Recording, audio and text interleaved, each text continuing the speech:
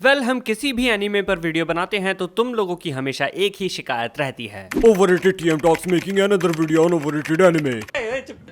And move on. खैर आज हम जिस एनीमे पर बात करेंगे वो ज्यादा पॉपुलर नहीं है, या शायद है, या शायद होता अगर गीगक उस पर सेपरेट वीडियो बनाता, बट अनफॉर्चुनेटली कोई भी बड़ा एनीट्यूबर इसके बारे में बात नहीं कर रहा है। बस कुछ छोटे मोटे क्रिएटर्स इधर उधर यहाँ इसको रिकमेंड करते रहते हैं, बट फिकर not, we will not let a gem like this slip out of your sight. So here we are, let's talk about Ousama ranking.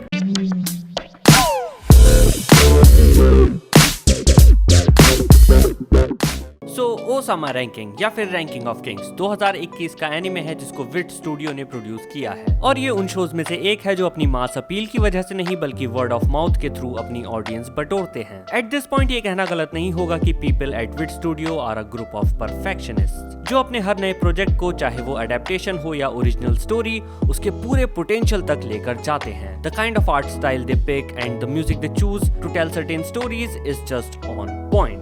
अब आर्ट स्टाइल की बात हुई ही है तो रैंकिंग ऑफ किंग्स का आर्ट स्टाइल आपको इसे ना देखने के लिए काफी अच्छे से प्रोत्साहित कर सकता है। एक्चुअली मुझे भी स्टार्टिंग में ये काफी ऑफ पुटिंग लगा था। आई मे हैव ड्रॉप्ड इट अगर इसको विट स्टूडियो ने नहीं बनाया होता। आई मीन एक तरफ तुम इसकी इतनी तारीफें सुन रहे हो और दूसरी तरफ इसका art style feels so simplistic, जैसे कि ये कोई चिल्ड्रन शो हो, जैसे यूट्यूब पर वो बच्चों की कहानियां होती हैं। ऑल्दो इस चीज को कुछ लोग आर्ग्यू कर सकते हैं क्योंकि it doesn't look bad at all. Actually चीजें काफी वेल ड्रॉन हैं और ब्रिलियंटली एनिमेटेड एंड कोरियोग्राफ्ड हैं, लेकिन ये पर्टिकुलर आर्ट स्टाइल स्टार्टिंग में थोड़ा लोअर एज ग्रुप के लिए फील होता ही है। फिर जो हमारे दो मेन कैरेक्टर्स हैं बोजी एंड कागे, उनका अपीयरेंस भी ऐसा है जैसे बोजी कोई 5 साल का बच्चा हो और उसको खेलने के लिए एक अजीब सा क्रीचर फ्रेंड मिल गया है। Something that we get to see in stories like Peter Pan and dragon tales. अब मैं ऐसा नहीं कहूंगा कि ऐसी स्टोरीज अच्छी नहीं हो सकती, बिल्कुल हो सकती हैं, बट लाइफ के साथ साथ हमारे टेस्ट चेंज होते हैं और एक सर्टेन एज के बाद हमें कुछ सर्टेन काइंड्स के सेटअप और स्टोरीज उतने एक्साइटिंग नहीं लगेंगे जितने वो पहले लगते थे। और रैंकिंग ऑफ किंग्स को जब मैंने देखना शुरू किया था तो स्टार्टिंग में मुझे यही लैक ऑफ इंटरेस्ट महसूस हुआ था। I was simply not interested in that kind of setup and the appeal it was giving. But I pushed myself into watching it क्योंकि first reason Wit studio and second is कि My Anime List कितनी भी बेकार site हो but मैं rankings पर थोड़ा सा यकीन तो करता हूँ, और टॉप 30 में अपनी जगह बना पाना बिना किसी हॉर्नी क्रिएटर के काफी बड़ी बात है। At the time of recording this video it stands eight 57th position, तो मैंने अपने सस्पिशियस माइंड को थोड़ा सा काबू किया और आगे देखता गया and I am so thankful that I did it. शुरू में भले ही आर्ट स्टाइल ने मुझे थोड़ा सा पुट ऑफ किया हो बट टाइम के साथ साथ I got used to it. बल्कि अब तो मैं कहूंगा कि जो आर्ट स्टाइल विट ने इस पर्टिकुलर स्टोरी के लिए चूज किया है वो एकदम ऑन पॉइंट एंड परफेक्ट है। The story is about magic, demons, giants, gods. It is like a classic fairy tale of some sort, and that is exactly what the art style feels like, representing a tale of magic.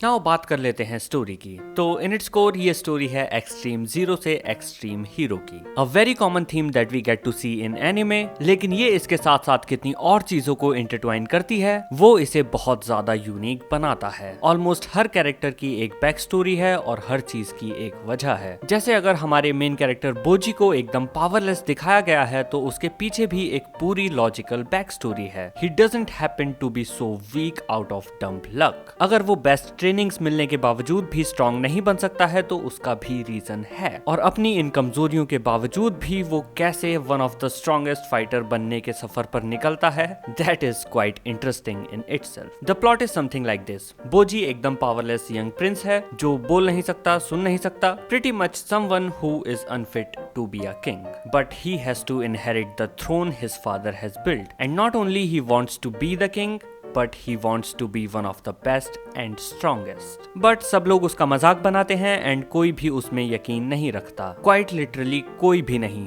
वो लोग भी नहीं जो उससे प्यार करते हैं और उसका भला चाहते हैं। पर फिर बोजी की मुलाकात होती है एक अजीब से क्रीचर से जो पेशे से तो एक ठग है और अपनी क्लैन का आखिरी सर्वाइवर भी, और उसने वो चीजें देखी हैं जो बोजी फेस कर रहा है काइंड ऑफ, और वो चाहता है कि दुनिया के धक्के खाकर बोजी अपनी इनोसेंस और ड्रीम्स पर गिव अप ना कर दे और वो रास्ता ना चुन ले जिस पर अभी वो खुद है। इन्हीं सब कुछ पर्सनल कारणों से वो बोजी के साथ हो लेता है और ये डिसाइड करता है कि वो बोजी को एक स्ट्रॉन्ग किंग बनने में मदद करेगा।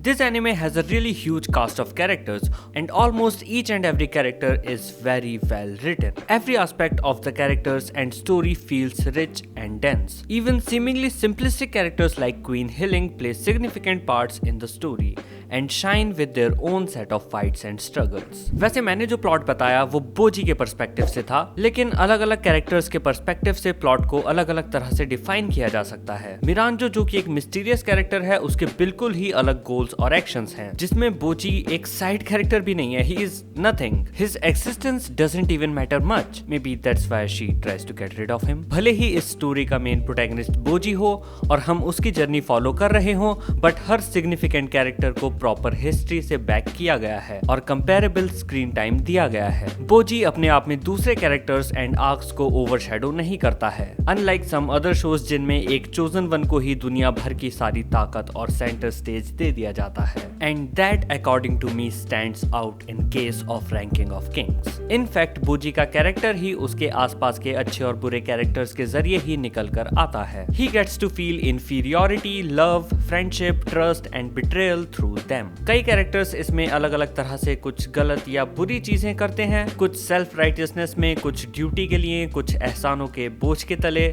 और कुछ अपने सेल्फिश इविल इरादों को अंजाम देने के लिए। लेकिन आपको किसी भी कैरेक्टर से, चाहे वो कैसा भी हो, ranging from Domas, Daida, Apeas to even Miranjo, complete hate महसूस नहीं होगी। And that is a sign of well written and well defined characters. I love and appreciate all of them. ऐसा भी नहीं है कि ये शो हर एस्पेक्ट में एब्सोल्युटली परफेक्ट है। There are writing flaws here and there which should not be there because the writer is definitely capable in his job, but they exist regardless, maybe due to personal prioritization. जैसे कि मिरांजो जैसे nearly irredeemable character को, जिसको एकदम suitable and दिया जा सकता था कंसीडरिंग कि उसने किस तरह की चीजें की हैं, पर उसके बावजूद भी उसको सोने की थाली में दुनिया भर की सारी काइंडनेस एंड लव शावर करके दे दिया गया, which feels odd and ruins the ending of season 1 in many ways. Looked like the character was based on someone too close to the writer that he didn't want to hurt and have a happy married life. But it also helps in leaving some loose ends to continue the story forward. इसके अलावा भी कुछ और चीजें थी जिनको लेकर मैं थोड़ा सा कंप्लेन करूंगा। पहले तो डॉर्शे, भाई साहब, बंदा लड़ता है, पिटता है, फिर लड़ता है, ऑलमोस्ट मर जाता है और अपना पैर गवा देता है, फिर भी लड़ता है। I mean भाई चिल, you are not in demon slayer. Relax भाई साहब, रिलैक्स। और जो आखिरी चीज है वो है रैंकिंग वाला पार्ट। रैंकिंग ऑफ किंग्स नाम जरूर है, पर पूरा anime up till this point Bojji और उसकी फैमिली के अराउंड ही रिवॉल्व करता है। We don't really get to see much of the other kings and their kingdoms. The ranking part has not really been explored as of now, but again it leaves things to continue in future. Now in conclusion, writing wise ये show बहुत ही solid है। अगर तुम्हें zero to hero stories पसंद है तब तो ये डेफिनेटली तुम्हारे लिए है, क्योंकि बोजी को इससे ज्यादा वीक और बेचारा शायद नहीं बनाया जा सकता था। एक टाइम पर तो मुझे भी उस पर तरस आने लगा था। और एक बार फिर कहूंगा, तुमको आर्ट स्टाइल किसी चिल्ड्रंस स्टोरी बुक जैसा लग सकता है, पर उस पर मत जाना। शो डार्क थीम्स को एक्सप्लोर करने से बिल्कुल भी मर्सी नहीं बरतता है, and that gives the show a very distinct vibe. This is a show that almost everyone in our audience and even in general audience can watch, enjoy and appreciate. And leaving the Miranjo thing aside, you will not feel disappointed in any manner. This show is just another gem on the crown that Wit Studio is building with pure passion.